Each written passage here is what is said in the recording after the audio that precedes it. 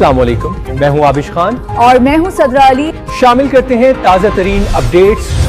Report Raza Akram Mughal deputy inspector general police region Mirpur Kamran Ali Mughal نے دفتری staff کے ساتھ تعارفی میٹنگ کی۔ دوران میٹنگ جملہ سٹاف کو ڈسپلن کی پابندی کرنے اور اپنے فرائض محنت لگن اور ایمانداری کے ساتھ سر انجام دینے، دفتری اوقات کار کی پابندی کرنے کی ہدایت دی۔ نیز شہید Adnan Farooq Qureshi police training college Mirpur کے مزید بہتری کے اقدامات کرنے کی ہدایت بھی دی۔ عوام کو سہولیات کی فراہمی کے لیے موبائل خدمت مرکز قائم کرنے کے بارے میں تفصیلی ڈسکشن کی، جس کے ذریعے شہریوں کو بنیادی پولیس سروسز فراہم کی جائیں گی۔ تھانوں کے حد تک سپرویژن، تھانہ جات میں لوگوں کے ساتھ اچھا رویہ اور FIR کے بروقت اندراج کو یقینی بنایا جائے۔